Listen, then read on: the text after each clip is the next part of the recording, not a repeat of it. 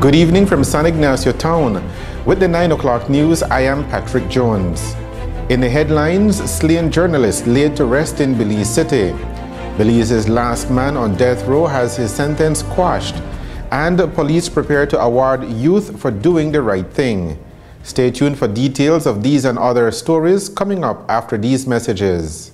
Take a moment, feel the rhythm of life. It keeps beating. What if you took just a few seconds of every day to help someone else? Every minute, it's yours and mine, mine. It's amazing how the smallest things can have the greatest impact. Make a difference. Pay it forward. A message from the Foundation for a Better Life. Are you always on the go? Tired of missing your favorite games while they're actually being played? Watch your games and sporting events live with Central TV and Internet's incredible MyTV. Simply log on to www.mitv.bz to get easy access to 25 channels, no matter where you are. With Central TV and Internet's MyTV, you're always in the game. More vehicle owners are switching to the PureGuard line of motor oils, and with good reason. PureGuard comes in different grades and specifications. It carries the API certification and comes with the Westrac stamp of approval, guaranteed to make your engine run cleaner and longer, up to 10,000 miles. With PureGuard motor oil, your engine will have less wear and tear, give you maximum performance on the road, and give your vehicle better fuel mileage. PureGuard, good quality, affordable oil. Distributed exclusively by Westrac Limited, with branches in Spanish Lookout, Belmopan, Belize City, and Orange Walk Town.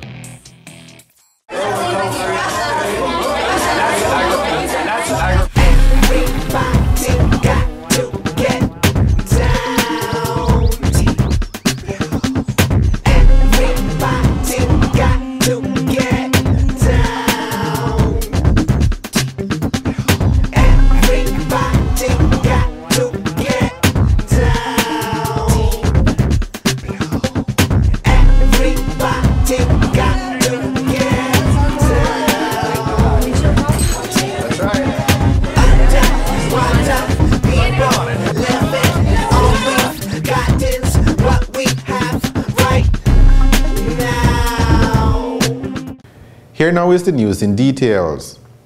Family, friends, and colleagues of slain print journalist Kareem Clark gathered on Saturday afternoon in Belize City to celebrate his life and lay him to rest.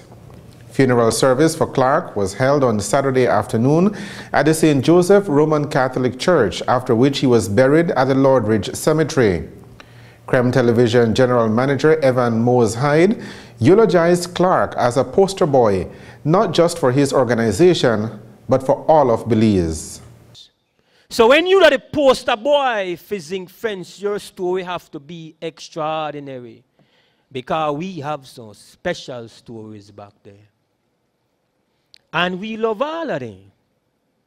We got stories of triumph and victory. We got stories of people who are ex-convict who rise up to position of leadership. We got stories of deportees who come back and become a standing pillar in our organization. We have story like one village girl, one Spanish girl from out of the village where come and take over with news department and run TV and radio. I tell you, we got some serious story. We have one assistant editor will rise from being just one child coming to a mandala to visit with her father, who was then a columnist. We have victorious stories, champion stories of single mothers becoming media stars. Oh, we don't have to look far for amazing stories. We got one lot of them. We got basketball stars with on television directors, Dana Sobat Sanchez. We have a lot of amazing stories. But when my brother called me that morning and described the loss of Kareem Clark, He said, and kill with poster boy. That means that this is an extraordinary story because we have some amazing story. Kareem Clark, our poster boy. In his homily, Reverend Noel Leslie reminded the congregation that we all have a duty to stand up against the wrongs in our society. Have to do. Well, we say God in time will take care of things. That's what you call the justice of God. But God also has expectations of you and me. That we too are called upon to be a people of change. We are called to people who transform the minds of others from evil to good. To always seek after the good of the other. That whenever we see misbehaviors, which we know can eventually lead to something tragic in time, if it's not corrected early, it's for us as God's people to be ready to correct. Hyde's 25-minute part eulogy, part celebration touched many of Kareem's high points: a poor upbringing, his bold move to write the chairman of Cremandala, Evan X. Hyde, to join Amandala as a reporter, his steady rise to writing headlines and becoming the all-around dependable individual that he was. His ready smile, his respect and love for all who came across him, his ability to transect differences both on the Cremandala compound and in the media field, where he fit in easily with a press corps that has moved from being mostly competitive to generally cooperative. Here is how Hyde summarized Clark's life. We say goodbye to your flesh, but not his spirit. You gave us an ample supply. We want a generation of children that can Kareem it. We need them to learn about his triumph, fearlessly going for theirs, defending their family with every ounce of energy, working with the intensity of an exploding atom, but loving people around them with matching zeal, and smiling to the world like a man who perpetually had a satisfied mind. That's how we remember Kareem Clark. And we keep his story going strong. Rest in peace, my brother. Media colleagues have united to keep Kareem's legacy alive by supporting the St. Joseph School feeding program, with events planned for his birthday on November 21st and 3 times a year thereafter. He killed a man in 2000 and was sentenced to death a few months later along with 2 others. But 44-year-old Glenford Baptist has a new lease on life after being told this morning that his sentence of death by hanging will be commuted. He was Belize's last man on death row.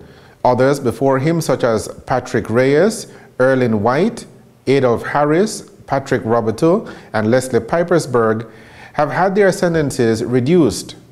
Attorney Priscilla Banner shared details of how the case came to court.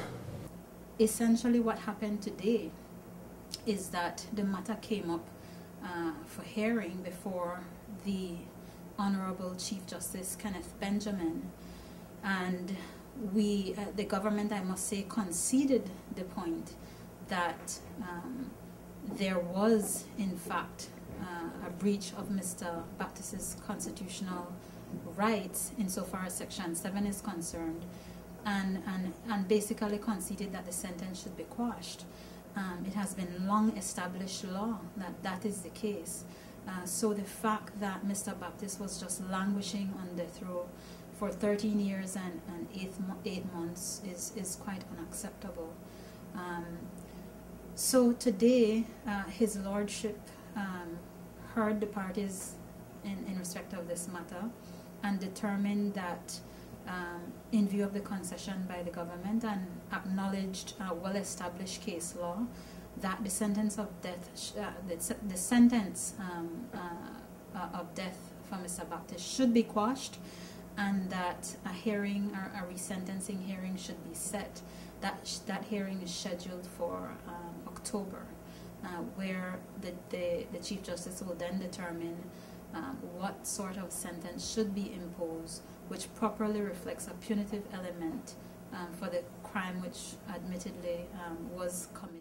The two grounds on which Baptist presented his case were that the length of time between his sentencing and the current appeal, some 13 years and 8 months, left him subject to violation of his constitutional rights under Section 7 not to be treated inhumanely, and that his automatic sentence of death for conviction of murder by firearm was incorrect according to the local case of Patrick Reyes and the Queen, decided by the Privy Council in 2002.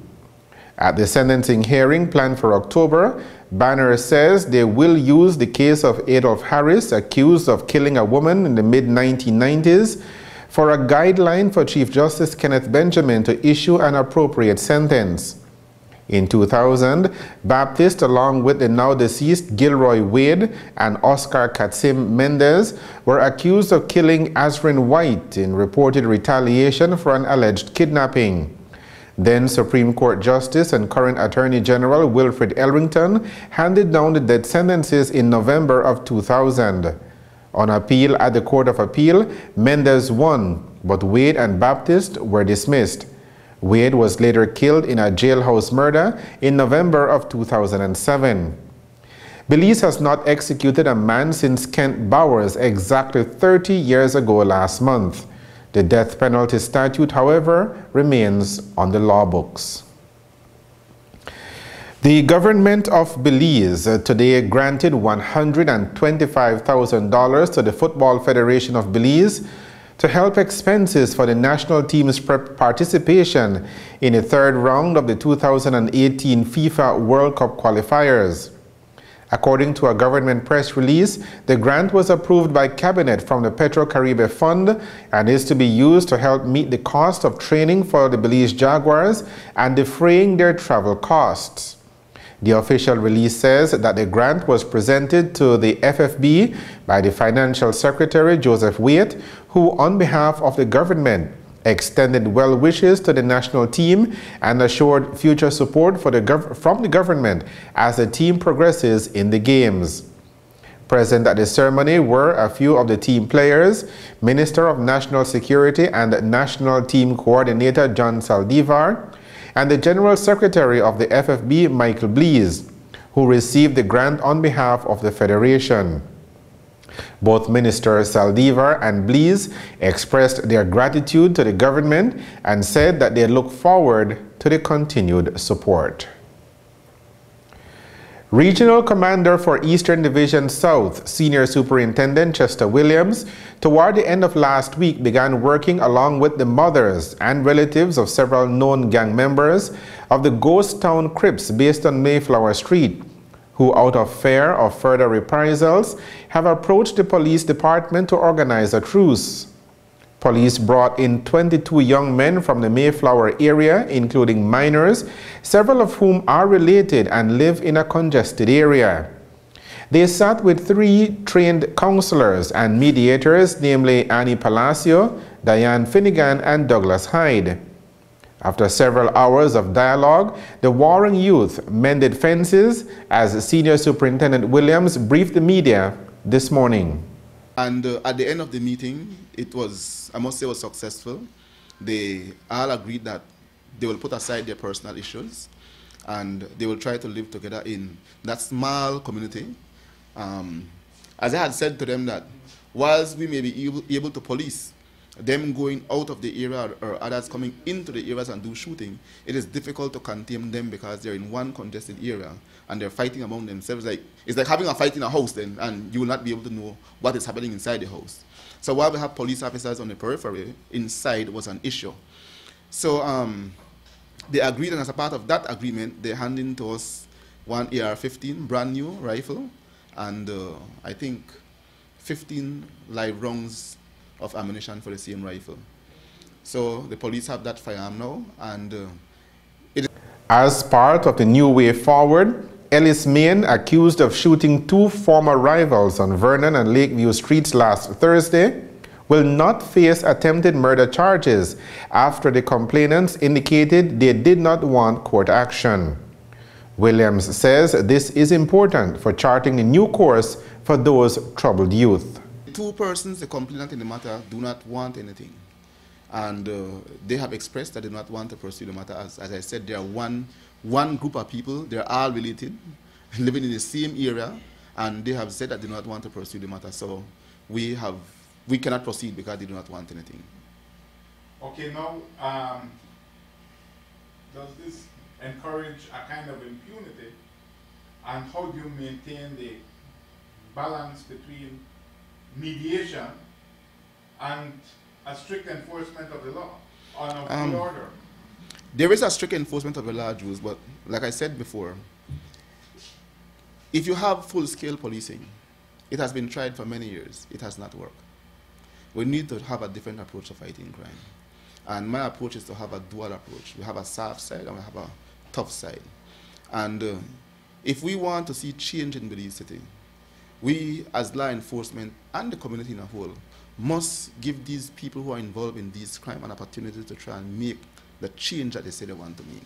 Now, if we are giving them the opportunity to make that change and they go out and commit crime, then you have a tough side that will kick in and deal with them.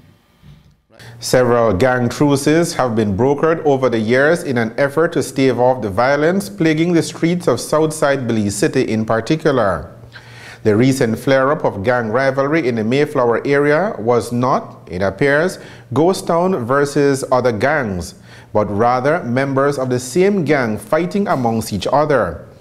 But then, how were three innocent young men, Ruben Leslie, Tariq Thompson, and Kareem Clark, dragged into this deadly infighting? This is how Senior Superintendent Williams answered that question. I will not comment about the two teenagers and as to their gang affiliation, but the internal conflict was seen one side shooting against the other shooting against the other, and there was a back and forth. Okay, you shoot one for me today, tomorrow I come to shoot one for you. That was the situation in the area. But these are, as far as we're aware, innocent persons. Like I said, I will not go and venture down that road. I know for sure that there was one shooting in the area where the person who has been shot, we can say, was completely innocent, and that was the case with Mr. Clark. And Mr. Clark fell victim to a situation, I will not say the reason why, but it was an unfortunate situation. The truce helps police to begin to work on routing drugs and other sources of gang profits and activity in the area. And the senior superintendent warned that it was not a license to kill or commit other crimes, as evidenced by even stronger police patrols inside the enclave. Police continue to monitor the area for all criminal activities. The unique situation has led to a change in police patrol strategy, boxing out persons living in the Bannock Street area from those living closer to Vernon Street. The alleged gunman in the incident that took place on Thursday, Williams believes, was neutralized as a result of the police strategy. As for other hotspots in the city, Williams says they have reorganized their patrolling strategy, understanding that they cannot afford to lose focus on other areas such as the West Lake Independence, Lacroix Boulevard area. It is a matter of stretching human resources to cover all the hotspots, using motorcycle and bicycle patrols on a regular and extended basis.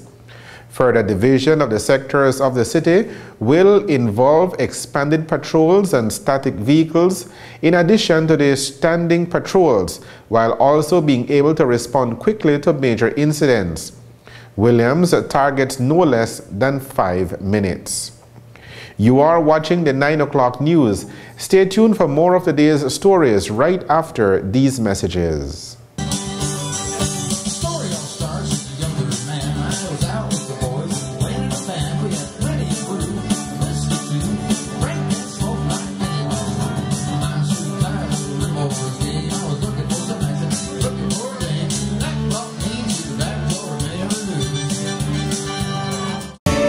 Belize Camping Experience would like to thank everyone who makes BCE successful and meaningful. To our summer camp supporters and volunteers who came from communities across Belize. To all who supported, contributed, and volunteered with our Harvest for Kids project. Funds raised through last year's rice and corn crop will help maintain BCE's children's programs through 2015. You can also support BCE by buying your bag of Circle R Premium Rice with the Harvest for Kids logo, now in a new package. Together we can and will make a positive difference in this beautiful country of Belize.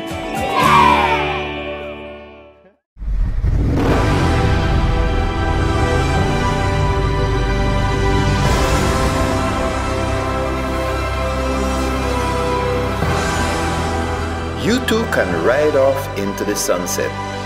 Milon motorbikes are very affordable. There's a high availability for parts and a wide selection of models to choose from. My Milon, my bike. Available countrywide.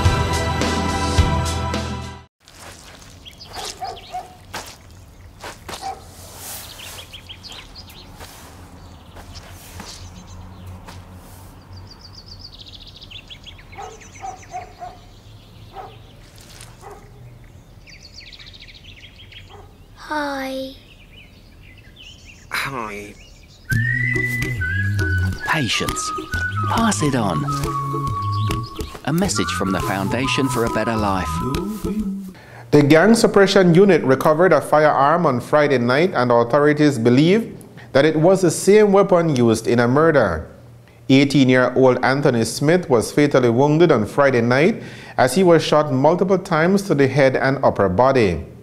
The incident, according to police reports, happened just before 9 o'clock on Friday night on Central American Boulevard between Freedom Street and Jane Usher Boulevard.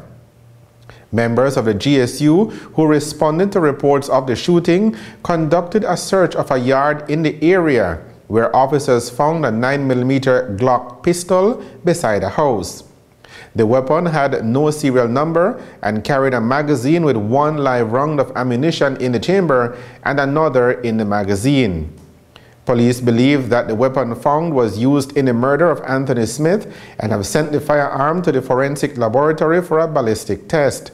The head of the Crimes Investigations Branch at Eastern Division, Superintendent Gilberto Romero, told reporters today that authorities came close to catching the alleged killer over the weekend. An investigation was carried out. Information is that he was riding a bicycle Central American Boulevard near the intersection with Freedom Street when he was approached by a male person who fired several shots at him. Police personnel were in the immediate area. They pursued one person. There was an exchange of gunshots. That led to the recovery of a 9mm pistol. The suspect fled from the area. Sir, are you able to tell us, in terms of the vicinity of how close these officers were to where the shooting happened? Okay, they were a couple yards down from where the shooting happened. That is their patrol area. And when they heard the shots, they responded. But the person still managed to escape from the area. Police had foot patrols on the boulevard and a checkpoint on Jane Usher Boulevard, but these were too far away. All they could do was fire toward the individual, but he was able to escape and there was no indication if he was even injured. However, police are sure that Smith was the target and that he was threatened prior to his death.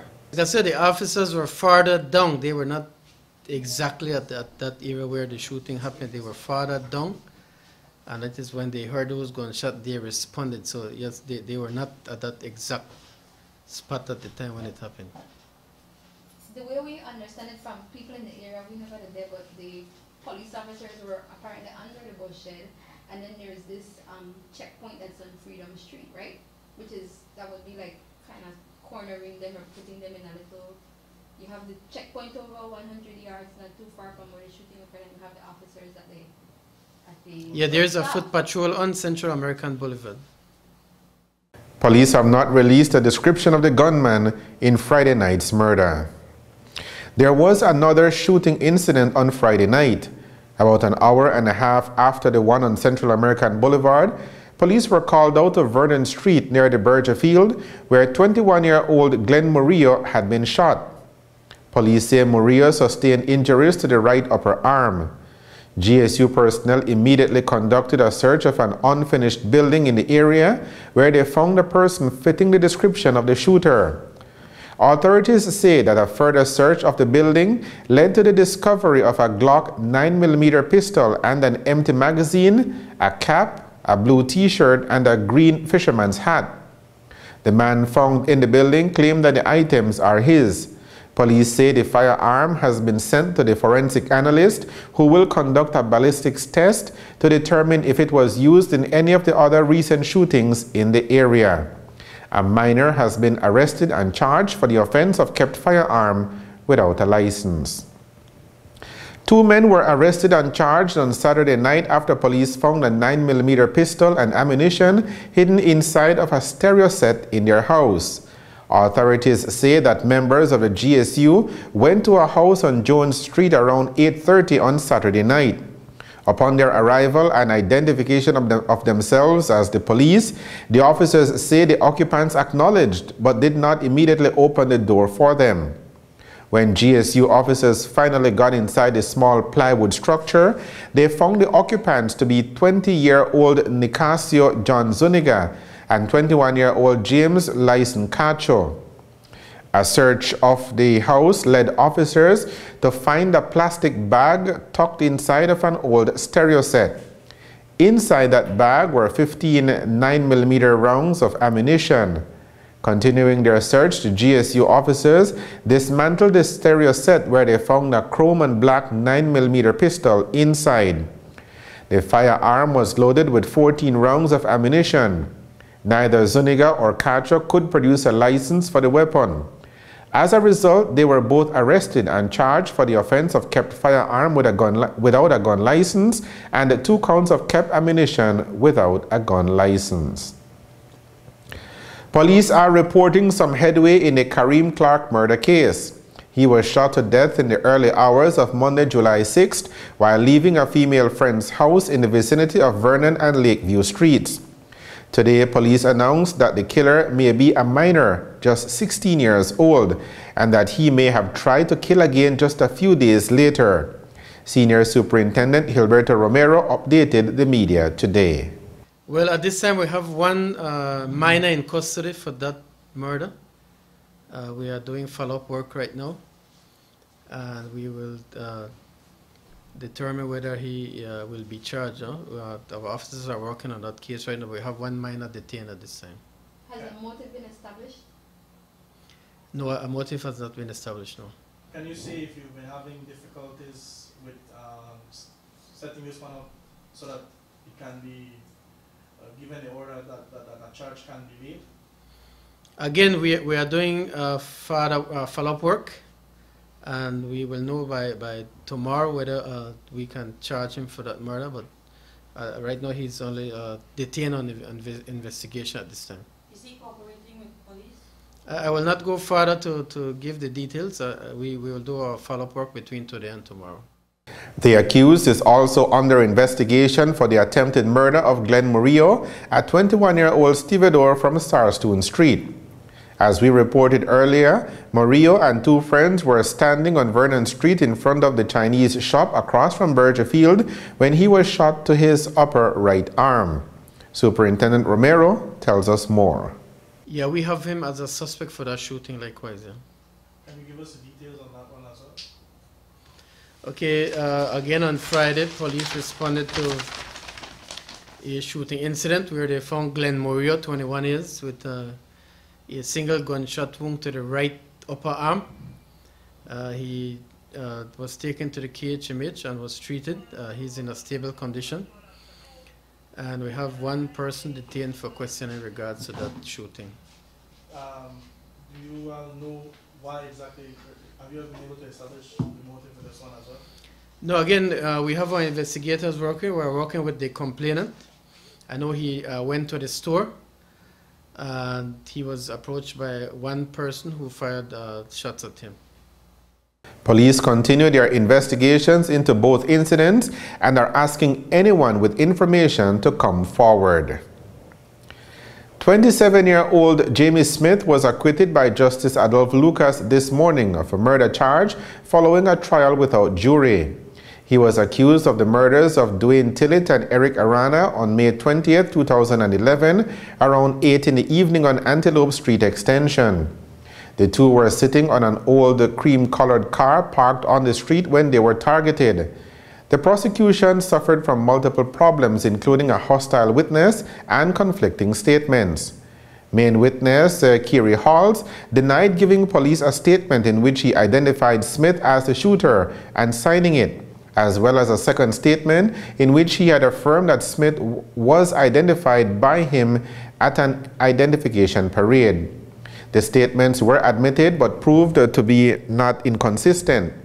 Halls had claimed that the lighting in the area was good and that he got as much as 15 seconds looking at the shooter, later cut down to 10 seconds.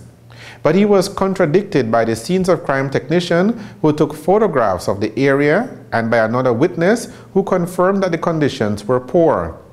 Justice Lucas ruled that he believed that the lighting was poor and that Halls did not get a good look at the shooter as he was fleeing from the scene like the others who were there.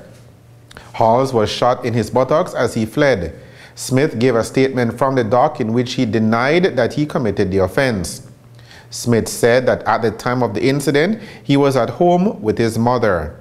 Smith was represented by attorney Brian Neal. Crown Counsel Portia Steen represented the prosecution. Police on Saturday found over 5 pounds of marijuana on a passenger bus on the George Price Highway. Authorities say that members of the Gang Suppression Unit intercepted a Shaw's bus at mile 4 on the George Price Highway on Saturday morning. Based upon information received, the officers searched the bus and found a blue and white knapsack containing several small parcels of marijuana. The cannabis, when weighed, amounted to 5.2 pounds. No one on the bus claimed the bag, and police were forced to take it away and label it as found property. 2 bags of marijuana were taken off the streets of Belize City in separate searches this past weekend. Around 7:30 on Friday night, GSU personnel were conducting an operation on George Street when they found a bag of cannabis in an abandoned lot.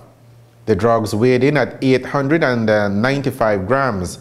About 10 minutes later, another operation, this time in the St. Martin de Porres area, led to the discovery of a bag containing 398 grams of marijuana. The bag was found inside of an abandoned building. No one was in the area where the bags were found, and they have been labeled and deposited as found properties. The police department will hold an awards ceremony tomorrow morning in Belize City. During that ceremony, which will be held at Old Belize, over 3 dozen young people from all over the country will be given public citations by the police department for doing the right thing. Tomorrow's Do the Right Thing award ceremony will start at 10 o'clock in the morning, and we'll have an update in tomorrow's newscast. The news on the National Channel.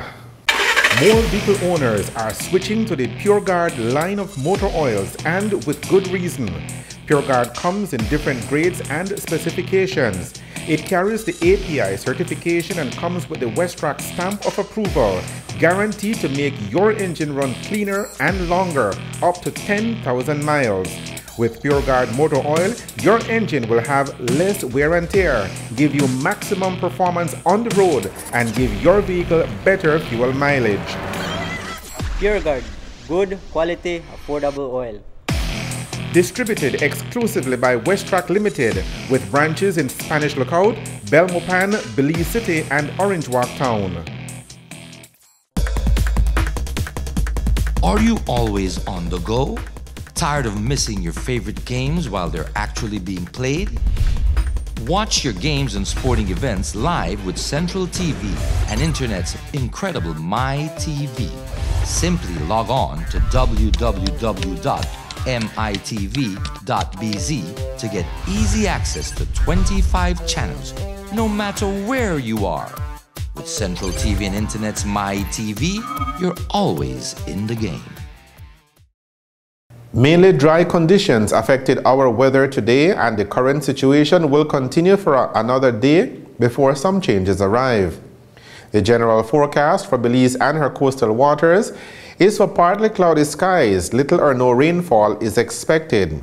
Tomorrow will be mostly sunny and warm.